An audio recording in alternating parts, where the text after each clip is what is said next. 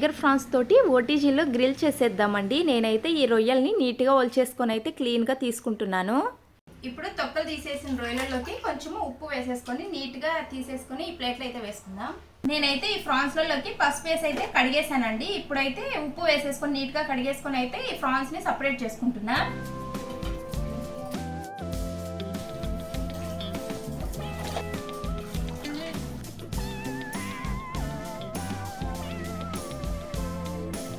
ఇదిగోండి ఫ్రాన్స్ అయితే సపరేట్ చేసుకున్నా. ఇప్పుడు ఈ ఫ్రాన్స్లలోకి నిమ్మరసం కొంచెం సాల్ట్ అయితే కలిపేసి 30 మినిట్స్ అయితే నేను పక్కన పెట్టేసుకుంటున్నా.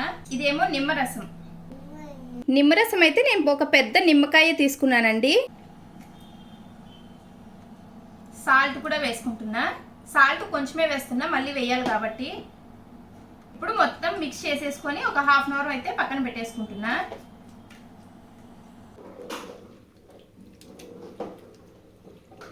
ఇప్పుడు ఫ్రాన్స్కి మసాలా కలుపుకోవడానికి అయితే ఇప్పుడు నేను ఫస్ట్ అర గ్లాస్ వరకు పెరుగు వేసుకుంటున్నా.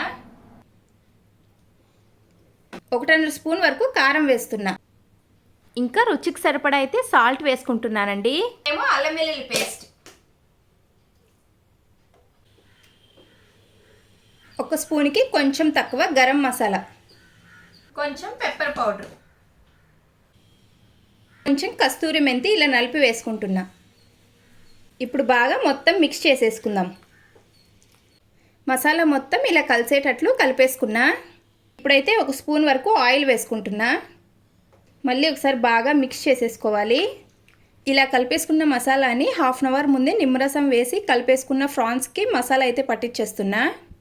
మసాలా అయితే ఇలా కలిపేసుకున్నాను. ఇప్పుడైతే హాఫ్ అన్ అవర్ ముందే నానబెట్టిన నిమ్మరసం ఉప్పు వేసి ఫ్రాన్స్ అంతా మిక్స్ చేసుకొని పెట్టాం కదా. ఇప్పుడు ఈ ఫ్రాన్స్ దీంట్లోకి వేసేసుకొని మసాలా కలిసేటట్లు మొత్తం కలిపేసుకుంటున్నా.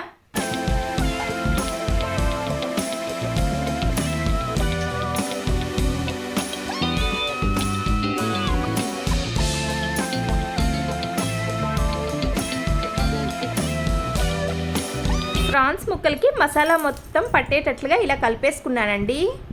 ఇలా స్పైసెస్ అన్నీ కలిపేసుకున్న ఫ్రాన్స్ ముక్కల్ని ఓటీజీలో గ్రిల్ చేసేద్దాం. కాకపోతే నేను 1 అవర్ పాటు ఫ్రిడ్జ్లో పెట్టుకుంటున్నా. ఇప్పుడు ఫ్రిడ్జ్లో పెట్టిన 1 అవర్ తర్వాత ఈ ఫ్రాన్స్ని పుల్లలు గుచ్చేసుకొని ఓటీజీ ట్రేలో పెట్టేసుకుందాం.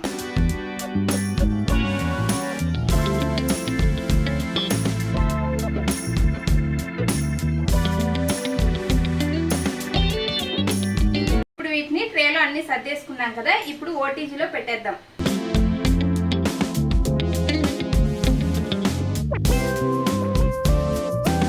టెంపరేచర్ అయితే 180 డిగ్రీస్లో పెట్టుకున్నామండి. 10 మినిట్స్ అయితే ఒక పక్క కుక్ చేసుకుంటాము. ఇంకొక 10 మినిట్స్ ఇంకొక పక్క కుక్ చేసుకుంటే మనకు ఫ్రాన్స్ అనేది రెడీ అయిపోయినట్లే.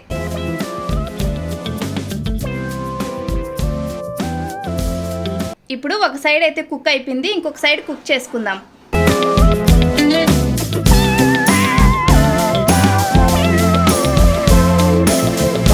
టైం కంప్లీట్ అయిపోయింది, ఫ్రాన్స్ కూడా రెడీ అయిపోయినాయి.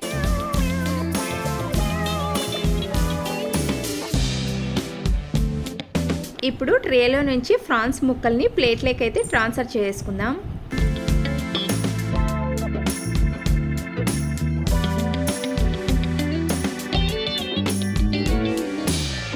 ఫ్రాన్స్ అయితే రెడీ అయిపోయినట్లే. ఇప్పుడు టేస్ట్ చూసి చెప్తా ఎలాగొచ్చింది టేస్ట్ ఏమన్నది.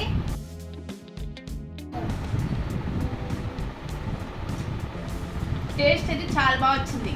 ఇప్పుడు నేను వైట్ రైస్ రసం చేసా. ఈ రసంలోకి ఫ్రాన్స్ వేసుకొని తిందాం.